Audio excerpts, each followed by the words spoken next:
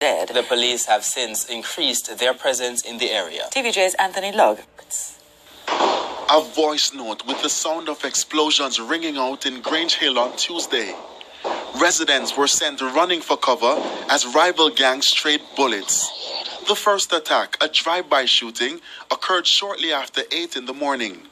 24-year-old O'Dane Drummond of Godfrey Street, Westmoreland, was killed while 3 other persons were shot and injured. This was the springboard for 3 reprisal attacks between yesterday evening and last night. Shortly after 6 in the evening, an unidentified man was shot and killed while 4 others were injured in Top Lincoln. Gunmen from that community then returned to Sterling, where the lives of 2 children were cut short. Reports indicate that the police found the bodies of Sheldon Morgan and his 2-year-old son Sheldon Morgan Jr. with gunshot wounds when they responded to reports of explosions on Godfrey Street just before 9 o'clock. Morgan's motorcar was also set on fire. Gunmen then went to the home of 39-year-old Nadine Rowe and her 10-year-old son Nicoy Bourne. They were also killed. Her brother recalls the harrowing experience. We heard some explosion about 2 yards away. And the next 5 minutes, on my mother's house, I heard some knocking, police. And I learned from my mother that my sister came forward and said that I'm not sure if it was a police, so I won't open the door. And right about there, they start to kick the door, and some loud explosion followed. Later after I learned that my sister succumbed to some gunshot wound and also her son. The 7th body was found as police combed an area in Fullersfield where 3 houses were firebombed. An occupant of the yard spoke with our news team. Fear gunshot all over. All when the fire blazing, gunshot.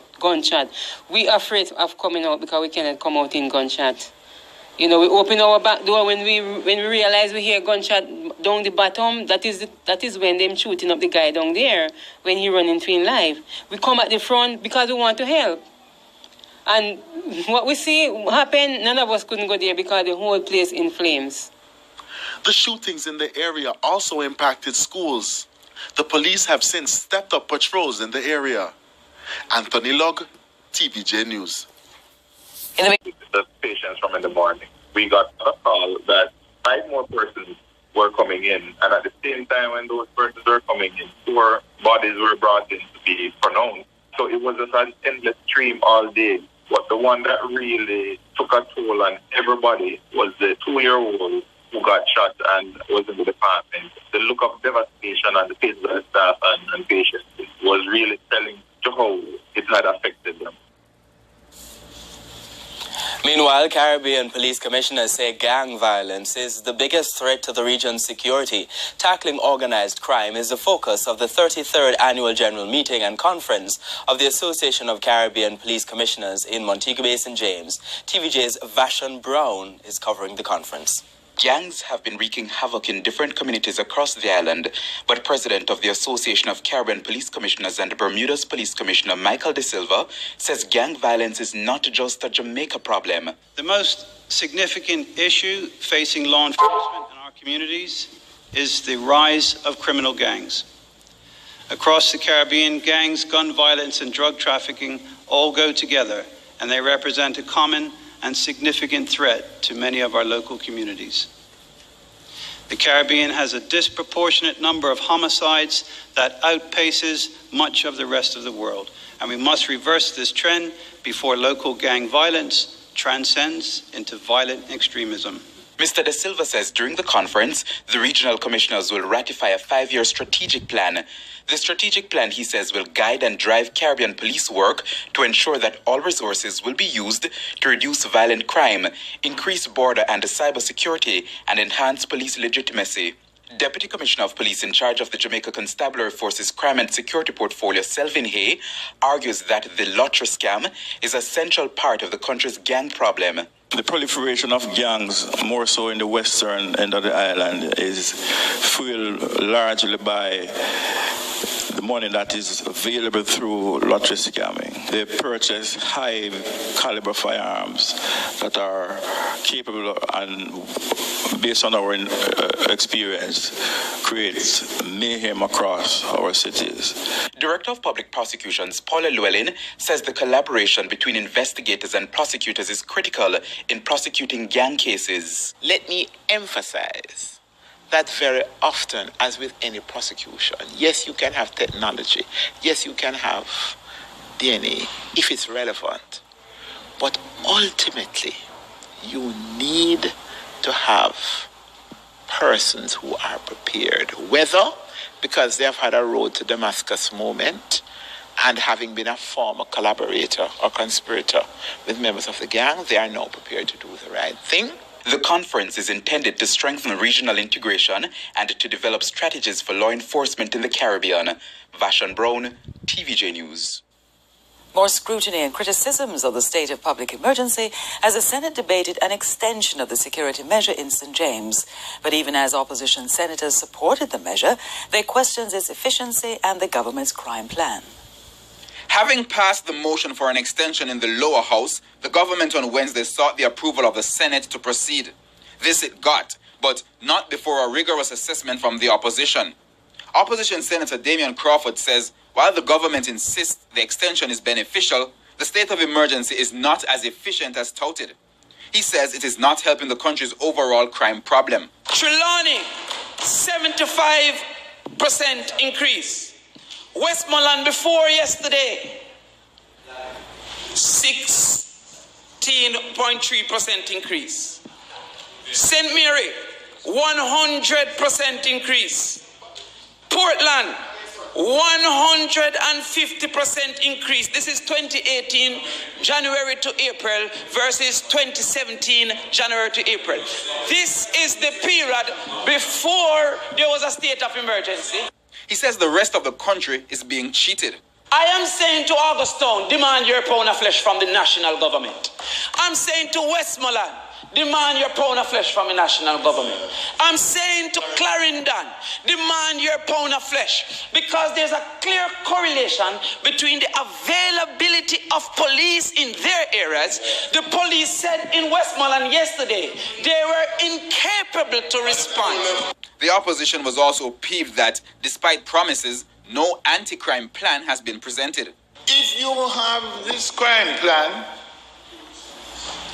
and you are satisfied with it, say loudly and clearly to the public, we have a plan, we are implementing that plan, we are satisfied with the outcomes from the plan, and so we don't need neither to tweak it nor to develop another plan. Say so. Government senators pointed to the capture or death of criminals and the thumbs up from business operators and residents in St. James as measures of success. Leader of government business, Kamina Johnson-Smith, also noted that while sensitive crime-fighting information cannot be disclosed, the reinstated Vale Royal talks will include the opposition. We have also invited the opposition spokesperson on national security to attend meetings of the National Security Council. That way, he can not only hear firsthand from the heads of the security forces, but he can directly give input. Mr. President, we are confident that given the sensitivity of information management in the fight against crime, that this is a good balance of information sharing at this time. The motion for the extension was passed with 16 approvals and 5 absences. Herman Green, TVJ News. Our top story today, 7 dead and 10 nursing gunshot wounds after rival gangs go on a rampage in Westmoreland. Still to come, Spanish Town businesses plea for changes to curfew under state of emergency. And in the business day, up again, gas prices reach 4-year high. We'll be right back. Senator K.D. Knight says he has put on hold the plan to rally the public to take to the streets to demand a crime plan from the government. Mr. Knight announced that the plan in the Senate when the government was first seeking an extension of the state of emergency. During Wednesday's sitting, Government Senator Matthew Samuda again expressed concern about the suggestion. And I heard Senator Knight say he may rouse up the people if a crime plan is not forthcoming by the end of April. Well, we're in May. The plan was to have it next week, Tuesday, but I'm reasonable. And I'm going to tell you why I'm going to have to call around. And persons who were given the task of mobilizing in various areas, I'm going to say to them, hold straight. However, Mr. Knight says that call has not been totally abandoned.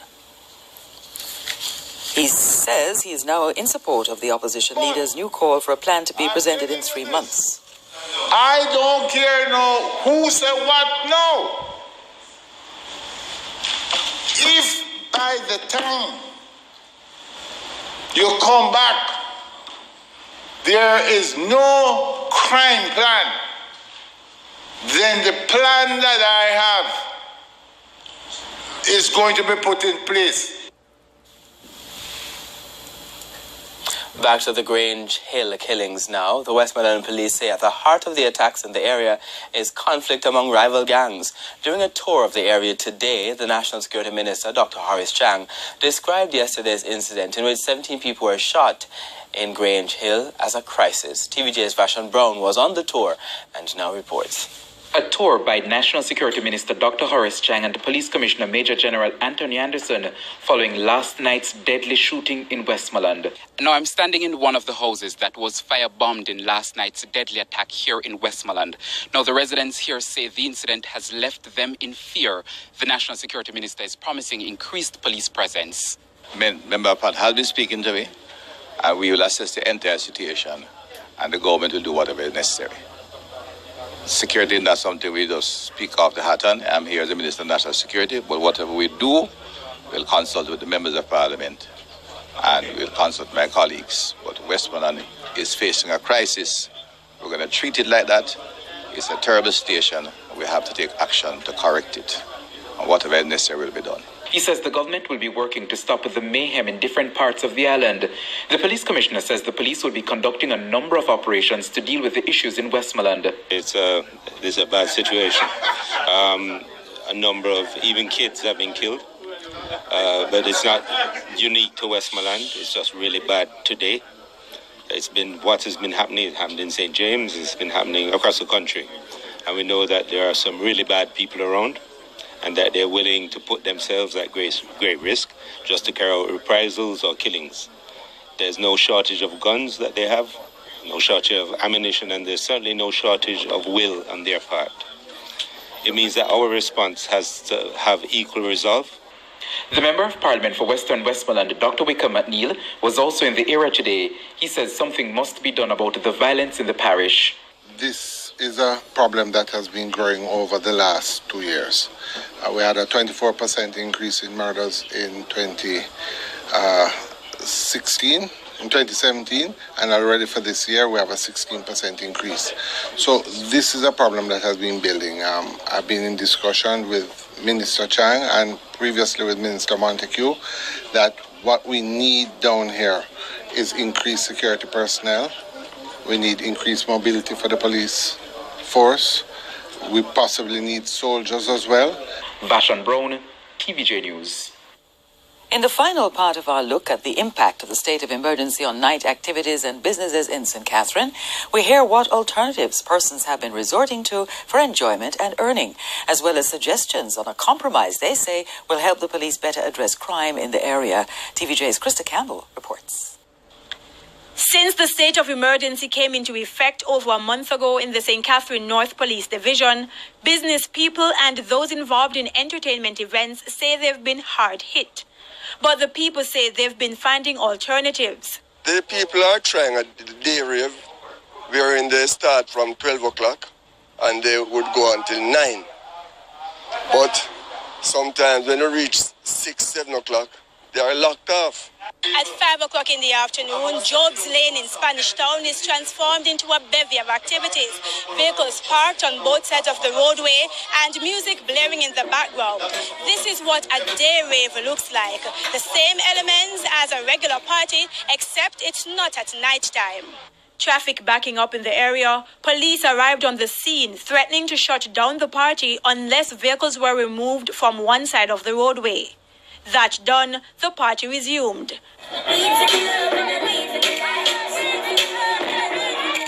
It was a fundraiser for selector Gary Chunks, who now needs support to walk after a recent stroke. By evening, the venue was swarming with patrons, but persons insist the support would have been better if the event was held at night. Most of the promoters, them go work and have to come in by 7, 8. I don't know the traffic on the road, hold them up so they can come in about 9, 10. The days are hot, and people love to dance, so that precludes dancing, because nobody not going to stand up in the sun to dance, nobody not going to stand up in the sun to drink. An idea, it does feel like, say, you go up on the beach. You not even feel to dress up that much, and that's not right. Everybody want to look flawless. I party anytime, morning, noon, and night. From the party I go and me support the party. But not all events can be easily switched to daytime. On Tuesday night time, we keep a party, Snapchat Tuesday. It took on for 1 year, very successful, and never stop keep it. With keeping events, you can't just merge or just leave, go to our next year to keep an event. Because it's like you're going somewhere where nobody not really know you. I can't glad my cousin the other day, I'm growing the song. And he got lock it up and say, no, get her in. And them started 9 night, find her even. Till the police them find it. As the police them find it, I hate that. They're urging the authorities not to downplay the importance of entertainment events in keeping people away from crime, arguing that the early curfews could worsen the crime situation. I did an event already and I country me there. And when the event done and I go home, man stop me and I say, here what happened? Say me and a boy have something. And believe me, I go film, And I pass together and the music, I just love the vibe, I love the music. I just party and go back home and it's like I just feel way much better. Him say, boy, I even forgive the person didn't know, say, he might come back to take revenge, whatever them have. I'm sure if my bartender have a gun, she'll go look for rob somebody now where she want it. You understand? It's a bit more criminal. Because people in need. The state of emergency in St. Catherine should end in July, but business persons are worried about a further extension. Probably an extent for next 2 or 3 months, we're going to have to close on the business.